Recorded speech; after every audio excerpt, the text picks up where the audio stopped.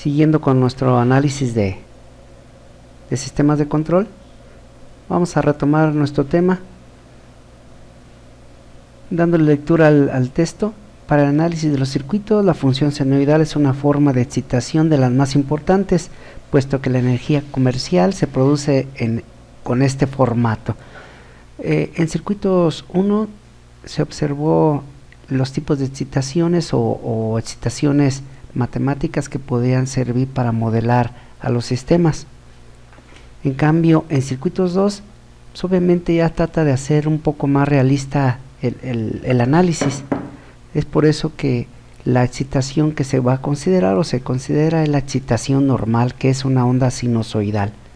De manera general tenemos aquí la expresión B de t, un voltaje expresado en voltaje, igual a un B máximo, la amplitud, que varía sinusoidalmente con respecto al tiempo, un omega t, más teta, más un desfasamiento.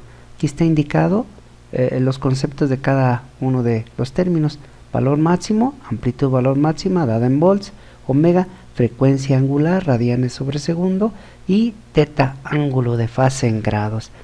De ahí podemos denotar que la omega es directamente proporcional a 2pi por la frecuencia. Entonces, en ningún momento aquí está mencionado el concepto de la frecuencia, y obviamente lo más interesante que vamos a ver aquí en esta materia es la modificación de esta frecuencia implícitamente, que va a variar la velocidad angular o viceversa. Entonces se va a estar manipulando, se va a estar analizando simultáneamente los cambios o los efectos que produce en esta onda sinusoidal, los cambios en esta igualdad. El periodo frecuencia cíclica. Tenemos tres señales: 4 seno de omega t, 6 seno de omega t más 90 y 6 seno de omega t menos 60 grados. Entonces vamos a hacer una interpretación de estas tres señales para ver qué es lo que está sucediendo. Me voy a basar en este pequeño programita. Primeramente voy a graficar la primera expresión, que sería 4 seno de omega t.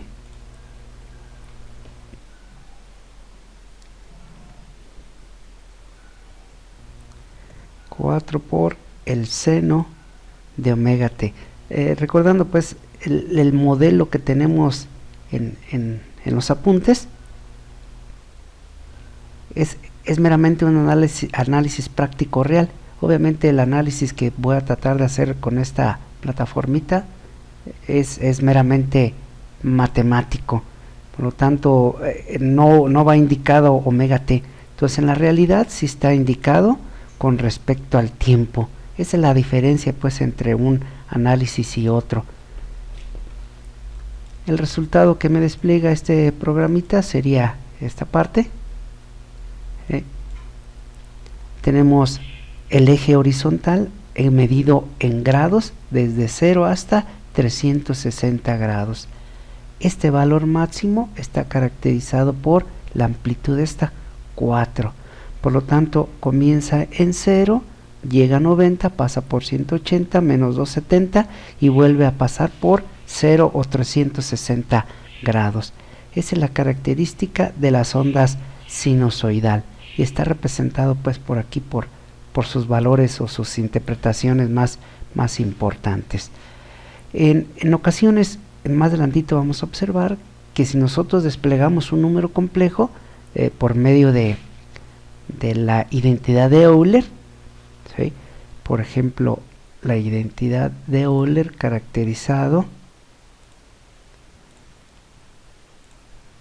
por esta interpretación. Vamos a ver qué es lo que sucede. Tenemos nosotros la identidad de Euler.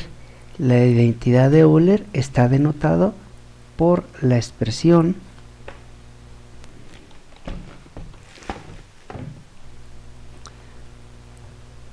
elevado a,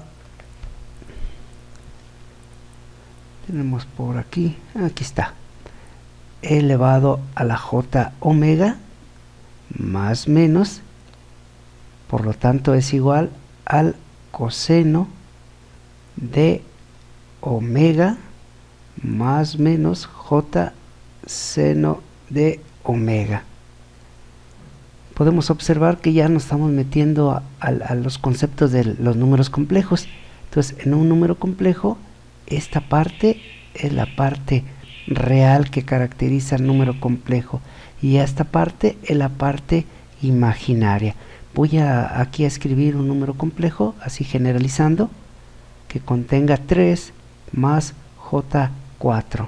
Creo que ustedes ya han analizado hasta la saciedad este concepto de números complejos. Vamos a retomar o a recordar la representación del número complejo basándonos en un diagrama de Argand. El eje horizontal es la parte de los elementos reales, y la parte vertical son los elementos de la parte imaginaria.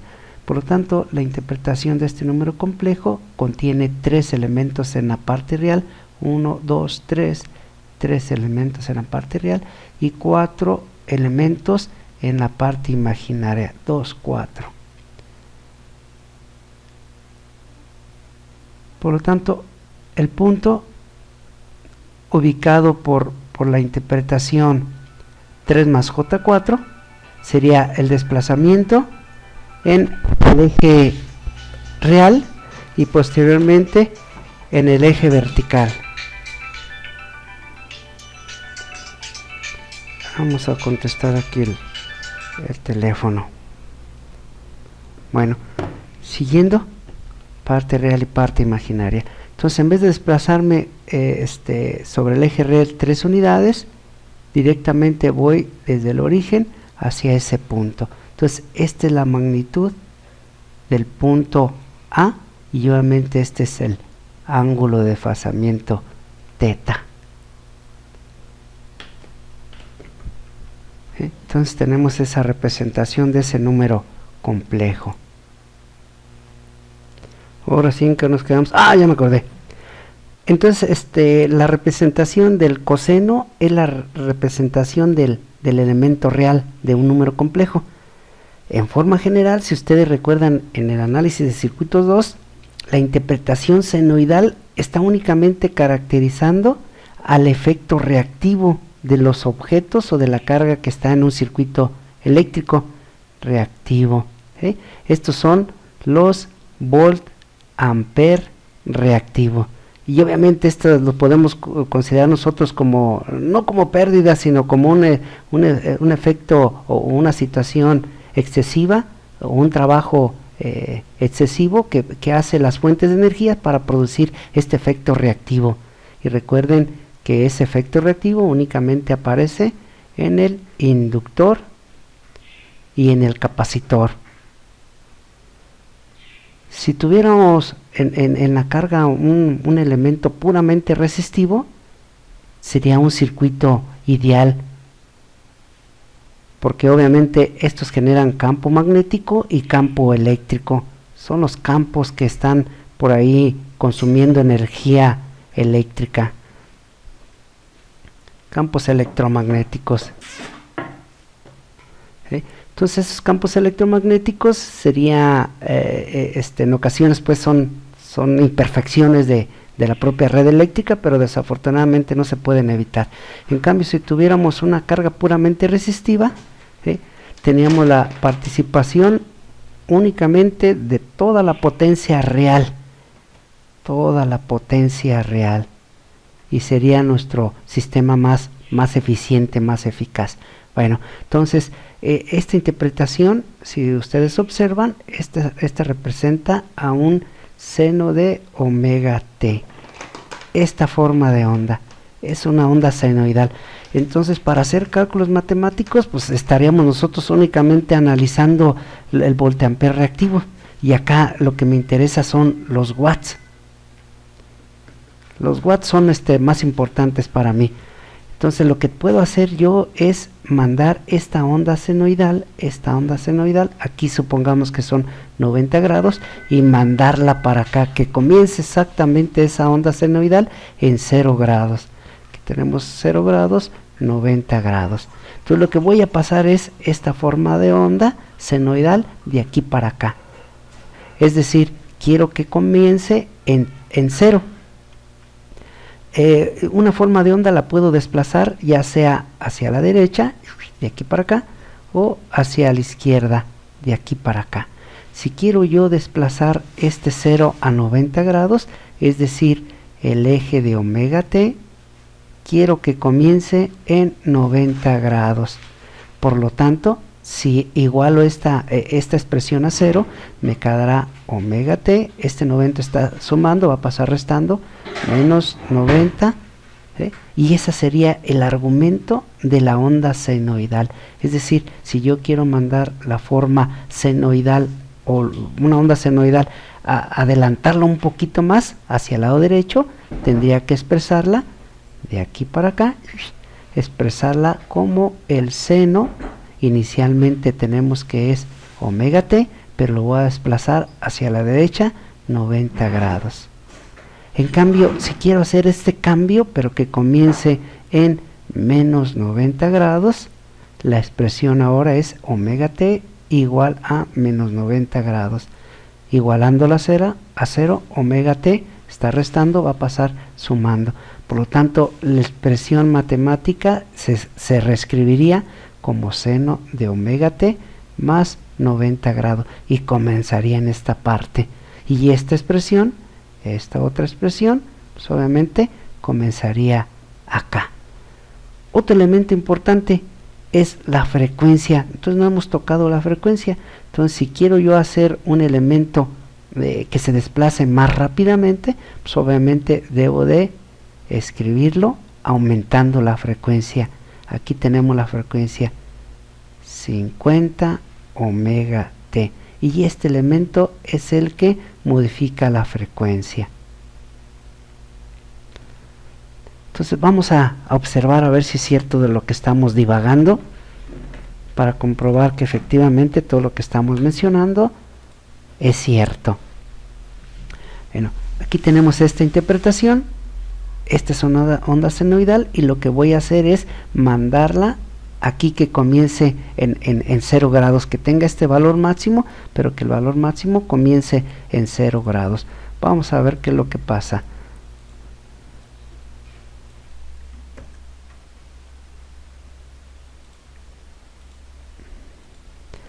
Voy a reescribir esta parte y le voy a decir que comience, ya se me olvidó. Entonces de aquí para acá, ¿era positivo o negativo? Lo voy a cambiar de aquí para acá a la derecha. Por lo tanto, debo desplazarlo más 90 grados. Que lo grafique.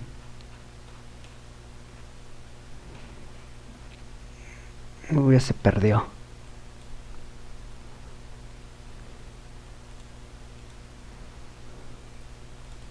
Este no me permitió desplazarlo, desglosarlo. Bueno, aquí se observa más o menos la otra gráfica que comienza en 90 grados. No se pudo. Bueno, voy a utilizar esta otra plataforma. Utilizaba la otra porque hacía referencia a los grados. Esta no tiene referencia, esta va a estar graficada en radianes. Voy a graficar una función. La primera, 4 seno de x.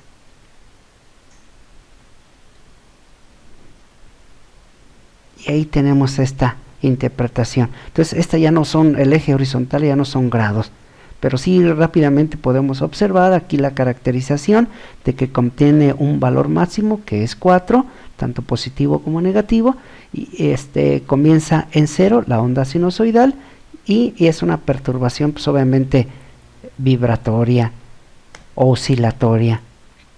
Voy a graficar esta que quedó pendiente de un desfasamiento o una traslación del punto máximo. Este punto máximo lo voy a brincar para acá. Por lo tanto, magnitud va a variar sinusoidalmente. Tengo la variable de control X y supongamos que aquí tenemos 1.5, entonces este 1.5 se encuentra por aquí, lo voy a desplazar 1.5 para este lado, más 1.5, y ahí está, miren, ya está desfasada esta onda senoidal, está yéndose para este otro lado. Entonces inicialmente teníamos esta interpretación, y lo que voy a hacer es mandarla que comience su valor máximo en 0. Entonces únicamente le voy a hacer un desfasamiento, y ahí está su desfasamiento. Entonces en realidad lo que estoy haciendo es convertir esta onda sinusoidal en una coseno. Voy a poner una coseno, una función coseno, magnitud 2 para que se diferencie, por el coseno de X, variable de coseno de X, y ahí está, miren. Entonces efectivamente esta interpretación son exactamente igual. Un seno más un desfasamiento es exactamente igual a un coseno. Entonces si nosotros tenemos inicialmente la interpretación de la onda sinusoidal, esta es la original, esta es la que nos está suministrando la comisión, varía en forma sinusoidal, pero nosotros en nuestro cálculo debemos de transformarlo como si fuera un coseno. ¿Por qué hacemos esa transformación? Porque pues recuerden pues que la interpretación de un número complejo que contiene parte positiva y parte negativa de acuerdo a la identidad de Euler, aquí tenemos la parte real y la parte negativa, parte imaginaria. Por lo tanto lo que me interesa es representar esta parte imaginaria como si fuera puramente real. Es por eso que se hace la transformación inicial de una onda senoidal. Esta onda senoidal es necesario convertirla en una función coseno. Por eso en los ejercicios de circuitos 2, antes de convertir este elemento, una onda sinusoidal que varía en el tiempo, para convertirlo en un número complejo, es decir, en un fasor, deberíamos de convertirlo a una función coseno, como es este caso. El seno de omega t más 90 va a ser igual al coseno. Entonces ya ese está referenciado a la parte real, y rápidamente puedo caracterizar esta señal del dominio del tiempo al dominio de la variable compleja S. Entonces estamos haciendo una transformación, estamos transformando este concepto del tiempo, lo estamos transformando al concepto de la variable compleja S, que es pues la frecuencia J omega. Entonces esa es la intención inicial de control 2, hacer esa interpretación o ese análisis con respecto, primeramente, pues obviamente con respecto a la excitación. Ya no es una excitación en forma impulso unitario, escalón unitario, rampa o exponencial, sino que ya una señal más real que estaría representada por la onda sinusoidal. Ya por último, caracterizando a estas tres señales, voy a modificar la frecuencia. Entonces para mí sería interesante observar qué es lo que le está pasando a la frecuencia. Recordando, aquí tenemos una frecuencia determinada, supongamos que es de 1. Vamos a ver qué pasa si modifico la frecuencia 3. Ahí está. Es decir, bueno, déjenlo así. Tenemos aquí que partimos de 0, obtenemos un valor máximo, decaemos, pasamos nuevamente por 0, decaemos y tenemos un valor máximo de menos 4 y volvemos a caer a 0. Es decir, se está repitiendo una vez por un segundo, Esta es la frecuencia. Aquí ya aumenté la frecuencia a 3 veces. Por lo tanto, esta señal se va a repetir una vez, 2 veces, 3 veces. Efectivamente se está, repitiendo esa forma de onda en un lapso de tiempo igual, en 180 grados, o en un tiempo determinado. Entonces esa es la característica, esa es la ventaja de modificar la frecuencia. Voy a modificar todavía un poquito más esta frecuencia, la voy a duplicar, bueno, triplicar, 9. Vamos a ver qué es lo que pasa. Podemos observar que esta forma de onda se hace más compacta y obviamente la velocidad de esta forma de onda es mucho mayor que esta. Esta forma de onda es más rápida que esta otra. Esa es la situación que está sucediendo y obviamente al modificar estos parámetros llegamos a un límite de frecuencia que sucede un caso muy curioso. Aquí obviamente la frecuencia que estamos manipulando pues obviamente es muy pequeña. Le voy a aumentar hasta 100. Esa es la forma de onda al modificar exageradamente la frecuencia, pero nuevamente la frecuencia pues es muy pequeña. Lo que podemos observar es que al modificar la frecuencia lo que estamos observando o que estamos generando es la envolvente de la forma de onda. Si seguimos aumentando la frecuencia hay un cambio muy interesante. El cambio interesante es de que esta magnitud que tenemos aquí de 4 y menos 4, que las dos formas de onda la están presentando, ¿sí? Están presentando esa magnitud o valor máximo, al aumentar la frecuencia va a decaer. Entonces esa es obviamente esa es la deficiencia que tenemos o que se tiene en un sistema o una señal. Al aumentar la frecuencia la magnitud decae. Esta es la excitación. Si modificamos la excitación, la frecuencia de la excitación, obviamente esta parte, vamos a obtener una respuesta, pero la respuesta ya no va a ser pues igual que la función original, se pierde la magnitud. Entonces esa es la intención del análisis de control. ¿Qué pasa si nosotros modificamos en un rango de valores la frecuencia? ¿Qué le va a pasar al ángulo? Perdón, a la magnitud. Y toqué un tema, el concepto del ángulo. Aquí tenemos ya un ángulo bien definido y obviamente al modificar la frecuencia podemos nosotros observar que la señal de salida va a tener un desfasamiento. Esta es la entrada y este va a ser la salida. Vamos a hacer un simulacro. Aquí tenemos la magnitud igual a 4, nada más lo hice intencionalmente para distinguirlo, pero en realidad puede pasar esto. Fíjense, tenemos la excitación de entrada y la salida al modificar la frecuencia, y también dependiendo pues de la carga eléctrica del inductor y del capacitor, la señal de salida tiene una reducción en magnitud y tiene un desfasamiento. Aquí están caracterizados magnitud y desfasamiento. Entonces eso es lo que sucede a grandes rasgos en los sistemas de control. Bueno, entonces los espero en el nuevo video para ver qué nos depara nuestro estudio. Gracias.